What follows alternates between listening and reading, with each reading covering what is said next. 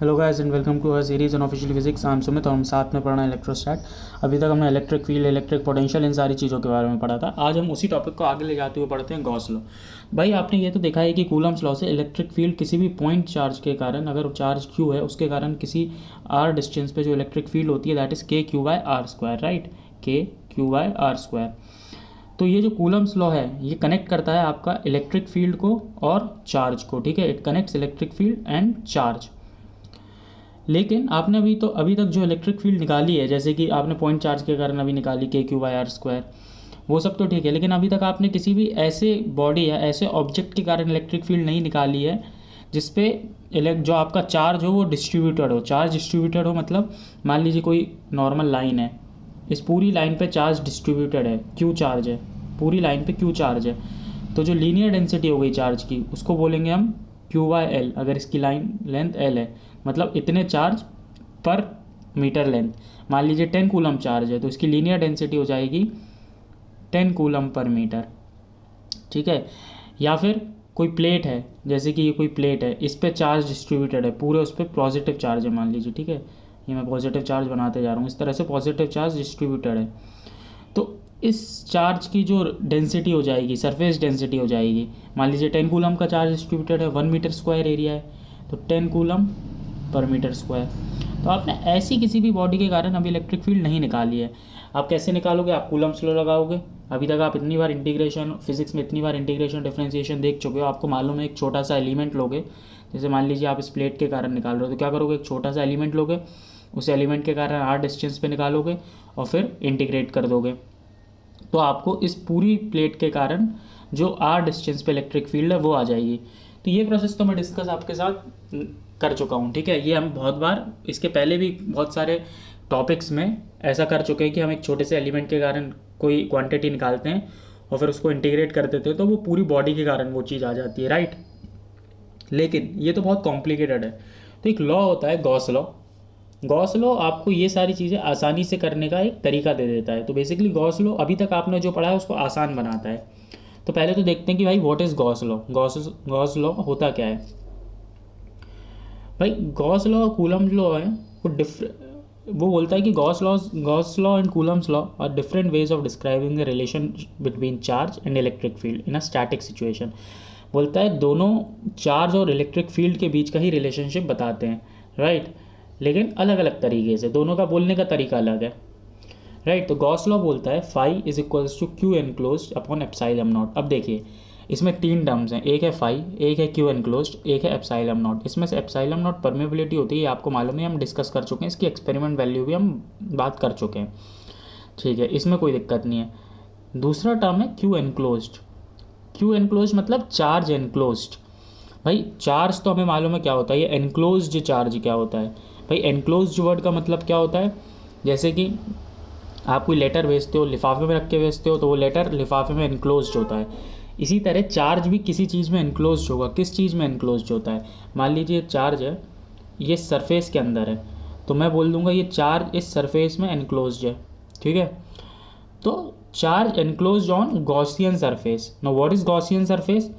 Gaussian surface एक imaginary surface होता है जो हम अपनी सहूलियत के लिए ले लेते हैं। इसका शेप आप कुछ भी ले सकते हो, जहाँ जिसमें आसानी हो। आप चाहो तो ऐसा रैंडम शेप ले सकते हो, स्फीयर ले सकते हो, ठीक है, क्यूबॉइड ले सकते हो, आप कैसा भी शेप ले सकते हो। आप ऐसा अजीब सा शेप ले सकते हो, कुछ भी शेप ले सकते हो डिपेंडिंग ऑन योर, मतलब आपको आसानी हो काम करने में, ठीक है। तो ये होता है charge enclose on Gaussian surface. और फाई होता है electric flux. What is phi? Phi is electric flux. अब फ्लक्स की बात हम पहले कर चुके हैं। फ्लक्स की बात हमने कब करी थी? जब हमने फोटोमेट्री पढ़ा था तो हमने ल्यूमिनस फ्लक्स की बात करी थी। हमने देखा था उस टाइम फ्लक्स होता है एनर्जी पर यूनिट एरिया, ठीक है। एनर्जी को हमने पर यूनिट एरिया बोला था, तो फ्लक्स होता है। इसी तरह इलेक्ट्रिक फ्लक्स क्या होता है? इलेक्ट्रिक फ्लक्स होता है electric field per unit area. Electric field वो एरिया से पास होती है, उस चीज़ को फिजिकली क्वांटिफाई करता है इलेक्ट्रिक फ्लक्स। जैसे कि मान लीजिए ये एक एरिया है, ठीक है, ये आपका एक एरिया है, थोड़ा और अच्छे से इसको ड्रॉ कर देते हैं। ये आपका एक ऐसा सरफेस है, इस सरफेस से पास होनी है इलेक्ट्रिक फील्ड। ये मैं इलेक्ट्रिक फील्ड लाइंस बना दे रहा हूँ, ठीक है। ये इलेक्ट्रिक फील्ड ऐसे सरफेस से पास हो रही है। तो भाई इस सरफेस से जो इलेक्ट्रिक फील्ड लाइंस पास हो रही हैं वो इलेक्ट्रिक फ्लक्स को फिजिकली क्वांटिफाई करता है। कोई दूसरा सरफेस है, जैसे कि ये सरफेस है, ठीक है, इससे भी कुछ इलेक्ट्रिक फील्ड लाइंस पास हो रही हैं, ये ऐसे पास हो रही हैं। अब आप देख सकते हो जो पहला सरफेस मैंने बनाया था, ये फर्स्ट सरफेस है, सेकंड सरफेस है, फर्स्ट सरफेस से ज़्यादा इलेक्ट्रिक फील्ड लाइंस पास हो रही हैं, मतलब इसका इलेक्ट्रिक फ्लक्स ज़्यादा है as compare to second surface. ठीक है, तो अब इलेक्ट्रिक फ्लक्स का बेसिक आइडिया आपको मिल गया। आपको फ्लक्स पहले से ही मालूम था क्या होता है, इलेक्ट्रिक फ्लक्स भी उसी लाइन ऑफ मतलब थिंकिंग पे डिफाइन होता है। ठीक है, तो वेरीफाइज नेट फ्लक्स हम बात कर चुके हैं। Q encloses net charge inside an imaginary surface, किसी इमेजिनरी सरफेस के अंदर जो चार्ज होगा उसको इमेजिनरी सरफेस को हम गॉसियन सरफेस बोलते हैं। गॉसियन सरफेस कैसे लेते हैं, कैसे सेलेक्ट करते हैं, अब भी देखते हैं हम थोड़ी देर में, इसलिए इसमें कुछ डरने की जरूरत नहीं कि हमें तो मालूम नहीं है गॉसियन सरफेस क्या होता है। ठीक है, इलेक्ट्रिक फ्लक्स चलिए मैंने आपको ये तो मैंने इलेक्ट्रिक फील्ड लाइंस बना के आपको डिफाइन कर दिया, आपको समझा दिया, लेकिन इसकी न्यूमेरिकल वैल्यू कैसे निकालते हैं, इसको क्वांटिफाई कैसे करते हैं, ठीक है, इसका मैग्नीट्यूड कैसे निकालते हैं। जो मैंने आपको समझाया वो सरफेस से फील्ड लाइंस पास होती हैं वो तो मैंने आपको फिजिकली समझा दिया, इसकी कुछ न्यूमेरिकल भी वैल्यू होगी। तो मान लीजिए एक सरफेस है, ये सरफेस है, डिस्क का जो है एक सरफेस है, छोटा सा सरफेस है जिसका एरिया है डेल्टा एस, ठीक है, स्मॉल एरिया डेल्टा एस है। इसमें से कुछ इलेक्ट्रिक फील्ड पास हो रही है, ठीक है, ये इलेक्ट्रिक फील्ड ऐसे पास हो रही है इस डायरेक्शन में जो शोन है इस एरो से, राइट। तो जो आपका फ्लक्स होगा या चेंज इन फ्लक्स होगा that will be E, where E is electric field, delta S is area cos theta. ठीक है, what is cos theta, what is angle theta, angle theta is angle between जो surface area से normal surface area vector और आपका electric field vector. आप बोलोगे electric field का vector तो चलो हमें समझ में आ रहा है इस डायरेक्शन में, सरफेस एरिया का वेक्टर कब से होने लगा, एरिया कब से वेक्टर होने लगा। तो जब हम वेक्टर टर्म्स में बात करते हैं एरिया में, तो जो रेडियली आउटवर्ड्स लाइन जाती है, जैसे कि इस केस में, इस वाले केस में जो लाइन रेडियली आउटवर्ड्स जा रही है वो इसमें ड्रॉन है, ठीक है, ये ड्रॉन है, तो ये होता है सरफेस एरिया की डायरेक्शन नॉर्मल। तो एंगल थीटा होगा angle between this normal and this electric field, okay. तो ई एस कॉस थीटा, इसको ई डॉट डेल एस भी लिख सकते हैं, dot product of electric field and delta S, और इसको इंटीग्रेट कर देंगे तो आ जाएगा integration of E dot D S. तो इस तरह अब ये बेसिकली फ्लक्स होता है, this is how you define flux, integration of E dot D S, where E is electric field, D S is surface area, ठीक है, दिस इज इलेक्ट्रिक फील्ड। चलिए बात करते हैं हम गॉसियन सरफेस की। भाई जैसे मान लीजिए कोई पॉइंट चार्ज क्यू है, गॉसियन सरफेस की बात करें तो एक एग्जांपल लेके कर लेते हैं। हमने फर्स्ट स्लाइड में डिस्कस करा था कि कूलम्स लॉ और गॉस लॉ दोनों इलेक्ट्रिक फील्ड और चार्ज के बीच में कुछ रिलेशन होता है उसको डिफाइन करते हैं। अब देखिए इलेक्ट्रिक फील्ड और चार्ज के बीच में जो भी रिलेशन होगा वो तो सेम ही होगा भाई, अलग अलग तो नहीं हो जाएगा, रिलेशन तो वही रहेगा कैसे भी आप डिफाइन करो। लेकिन कूलम्स लॉ बोलता है E is equals to K Q by R square, ठीक है, और गॉस लॉ बोलता है flux is equals to Q upon epsilon not, Q enclose upon epsilon not. ये तो अलग अलग से दिख रहे हैं। अगर ये दोनों एक ही चीज़ को डिफाइन कर रहे हैं, अगर ये दोनों किन्हीं इलेक्ट्रिक फील्ड और चार्ज के बीच में रिलेशन को ही डिफाइन कर रहे हैं तो कहीं ना कहीं ये दोनों सेम होना चाहिए। तो अगर मैं गॉस लॉ यूज़ करके कूलम्स लॉ डिराइव कर दूँ तो मैं ये बात बोल सकता हूँ कि दोनों एक ही चीज़ बोल रहे हैं, बस बोलने का तरीका अलग है, ठीक बात है। तो आइए देखते हैं कि पहले गॉस लॉ से कूलम्स लॉ करते हैं और इसी बीच में हम ये देख लेंगे कि गॉसियन सरफेस क्या होता है, हम कैसे लेते हैं। मान लीजिए कोई पॉइंट चार्ज क्यू है जो यहाँ पर शोन है, ब्लू से ये जो शोन है इसका मैग्नीट्यूड है क्यू, ले लेता हूँ कैपिटल क्यू। अब मुझे इलेक्ट्रिक फील्ड निकालना है आर डिस्टेंस पे, इससे आर डिस्टेंस पे मेरे को एक इलेक्ट्रिक फील्ड निकालना है, ठीक है, ये आर डिस्टेंस पे एक इस पॉइंट पे मेरे को इलेक्ट्रिक फील्ड निकालना है। अब इस पॉइंट पे इलेक्ट्रिक फील्ड कूलम्स लॉ से तो मेरे को मालूम होती है के क्यू बाई आर स्क्वायर, ठीक है, ये तो मुझे मालूम है। अब गॉस लॉ लगाने की कोशिश करते हैं। तो पहले मैं एक इसके आसपास एक गॉसियन सरफेस अज्यूम करूँगा, एक स्फीयर, ठीक है, इस तरह से एक स्फीयर का एक गॉसियन सरफेस अज्यूम करूँगा। आप बोलोगे आपने स्फीयर ही अज्यूम क्यों करा, आप तो बोल रहे थे ऐसा भी ले सकते हो, ऐसा भी ले सकते हो, क्यूबॉइडल भी ले सकते हो, कैसा भी ले सकते हो, स्पेरिकल ही क्यों लिया? भाई स्पेरिकल इसलिए लिया गया है क्योंकि मुझे आर डिस्टेंस पे इलेक्ट्रिक फील्ड निकालना है। तो यहाँ से आर डिस्टेंस पे ये पॉइंट भी है, ये पॉइंट भी आर डिस्टेंस पे, ये पॉइंट भी आर डिस्टेंस पे, ठीक है। तो स्फीयर का हर पॉइंट सेंटर से आर डिस्टेंस पे ही होगा, तो इसलिए मैंने स्पेरिकल सरफेस लिया है, राइट, इसलिए मैंने स्फीयर को लिया है एज अ गॉसियन सरफेस, ठीक है। तो अब लगाइए आप, flux is equals to what is Q enclose, इस गॉसियन सरफेस के अंदर कितना नेट चार्ज है, कैपिटल क्यू है, और कोई तो चार्ज है नहीं, capital Q upon epsilon not, ये हो गया। अब right hand left hand side देखते हैं, फ्लक्स क्या होता है, फ्लक्स होता है ई डॉट डी एस का इंटीग्रेशन, ठीक है। इलेक्ट्रिक फील्ड तो मुझे फाइंड करनी है, तो इसको मैं वैसा का वैसा रखूँगा। डी एस क्या है, स्मॉल एरिया, इसको इंटीग्रेट करूँगा भाई। अब आर डिस्टेंस पे इलेक्ट्रिक फील्ड तो हर जगह सेम रहेगी, तो इलेक्ट्रिक फील्ड तो बाहर आ जाएगी। अब डी एस स्मॉल एरिया, इसको पूरा इंटीग्रेट करूँगा, तो पूरा एरिया स्पीयर का कितना होता है, स्पीयर का एरिया होता है 4πr², राइट। तो ये आ जाएगा ई इंटू 4πr²। ओके, अब इसको आप इक्वेट कर दो क्यू अपॉन एप्सिलॉन नॉट से, 4πr² नीचे आ जाएगा, राइट। जब मैं is equals to Q upon epsilon not करूँगा, तो जो 4πr² है वो डिनोमिनेटर में आ जाएगा, तो क्यू जो आपकी इलेक्ट्रिक फील्ड आएगी that will B Q upon epsilon not था, और 4πr² यहाँ आ गया। तो 1/4π एप्सिलॉन नॉट क्या होता है, के, तो के क्यू अपॉन r²। देखिए इलेक्ट्रिक फील्ड का वही फॉर्मूला आ गया जो कूलम्स लॉ से आता था, इसलिए इसका मतलब है कूलम्स लॉ और गॉस लॉ एक ही चीज़ क्यों बताते हैं, बस बोलने का तरीका अलग है। और हमने ये भी देखा कि हमें गॉसियन सरफेस कैसे लेना है। थोड़े और एग्जाम्पल देखते हैं, उससे आपका गॉसियन सरफेस लेने का तरीका एकदम ईजी हो जाएगा। गॉस लॉ की एप्लीकेशन मतलब एग्जाम्पल ही देखते जा रहे हैं। If an excess charge is placed on an isolated conductor, वो बोलता है कि अगर आइसोलेटेड कंडक्टर पे, आइसोलेटेड कंडक्टर मतलब किसी चीज़ से कांटेक्ट में नहीं है, ठीक है। मान लीजिए ये आइसोलेटेड कंडक्टर है, इस पर आप कुछ एक्सेस चार्ज रख रहे हो, इस पर आपने प्लस क्यू चार्ज ऐड कर दिया, ठीक है। एक्सेस चार्ज यही हो गया, बाहर से लाया और रख दिया, तो it will move entirely to the surface of conductor, मतलब ये कंडक्टर के सरफेस पे ही रहेगा ये चार्ज, ठीक है। कोई भी एक्सेस चार्ज अंदर नहीं आएगा, कंडक्टर के सरफेस के कंडक्टर पे ही रहेगा। अब इसको गॉस लॉ से आप कैसे समझ सकते हो, गॉस लॉ से आप ऐसे समझ सकते हो भाई, देखिए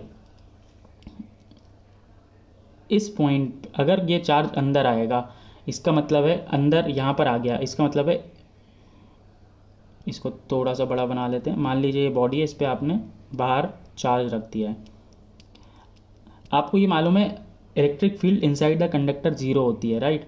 तो अगर ये चार्ज अंदर आ गया और फिर मैं गॉसियन सरफेस ये वाला ले रहा हूँ जो मैंने अभी अंदर ड्रॉ करा है, सर्कल या अंदर स्फीयर ड्रॉ करा है, ये मैं गॉसियन सरफेस ले रहा हूँ येलो वाला, और कुछ चार्ज अंदर आ गया, ठीक है, कुछ चार्ज यहाँ पर है, तो इसका मतलब है यहाँ पर कुछ इस गॉसियन सरफेस पे, इसके कारण इस यहाँ पर मैं इलेक्ट्रिक फील्ड निकाल सकता हूँ, ई dot D S, D S कितना होगा 4πr², ठीक है, इज इक्वल्स टू क्यू, जितना भी क्यू होगा भाई, टोटल क्यू दिया था उसमें से स्मॉल क्यू ये है, क्यू अपॉन एप्सिलॉन नॉट, मतलब कुछ इलेक्ट्रिक फील्ड आ गई है।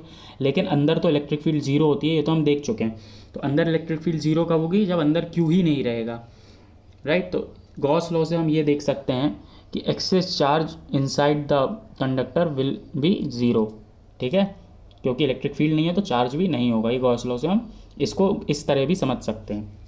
नाउ अब वो बोलता है कि external electric field near the surface of charge conductor is perpendicular to the surface and has a density, has a magnitude that depends on charge density within the conductor, sigma equal to zero होता है, right.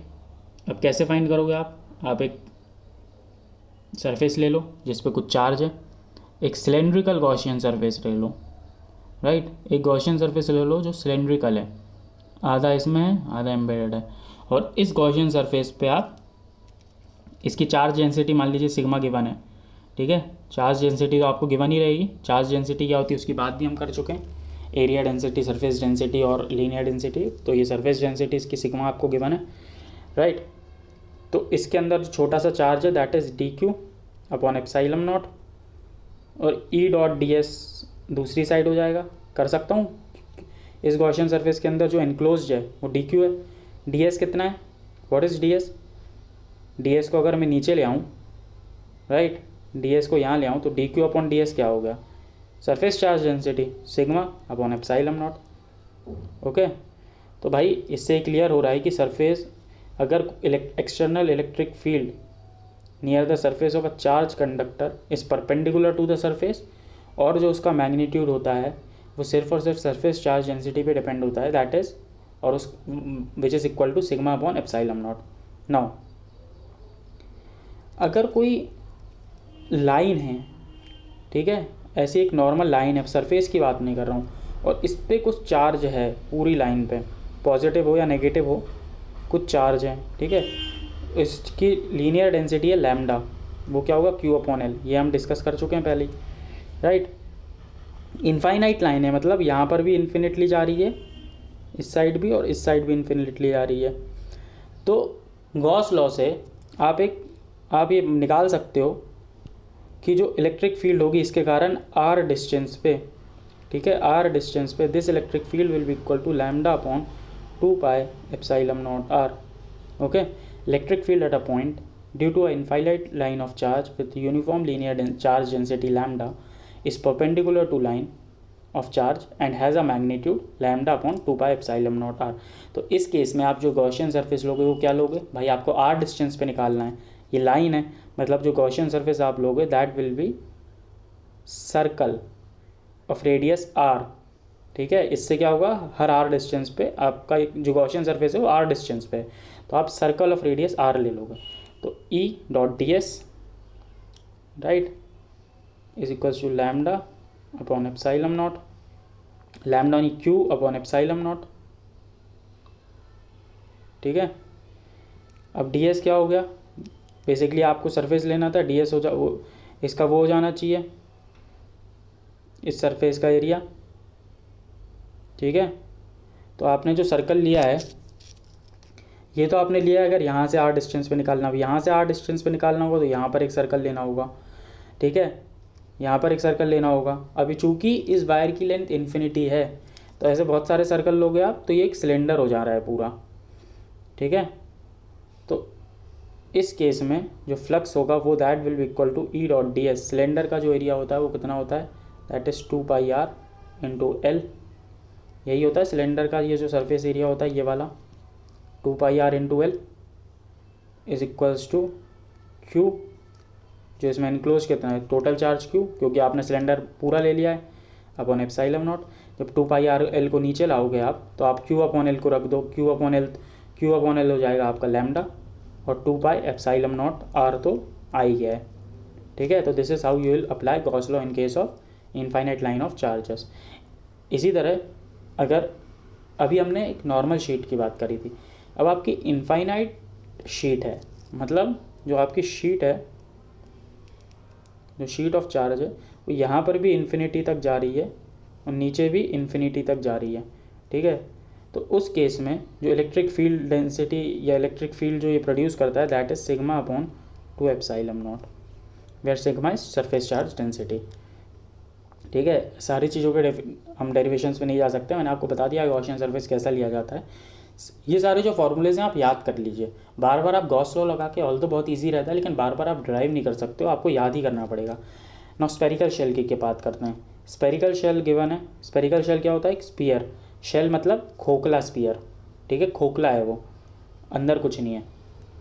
जैसे आपकी ball होती है, plastic की ball होती है, वो एक शेल होता है, वो फूट जाती है तो अंदर कुछ नहीं रहता है, खोखला रहता है। लेकिन जो आपका फ्रूट रहता है, कोई सा भी एप्पल ले लीजिए या फिर संतरा ले लीजिए, वो शेल नहीं रहता है, वो यूनिफॉर्म रहता है, अंदर भी मटेरियल रहता है, राइट। तो शेल और यूनिफॉर्म जो स्पीयर है उसमें क्या डिफरेंस है, क्लियर है। अगर स्पेरिकल शेल है तो जो इलेक्ट्रिक फील्ड होती है एट अ डिस्टेंस r, अगर जो आपका डिस्टेंस r है वो उसकी रेडियस से ज़्यादा है तो दैट इज़ Q/4πε0r², ठीक है, where r is distance from centre.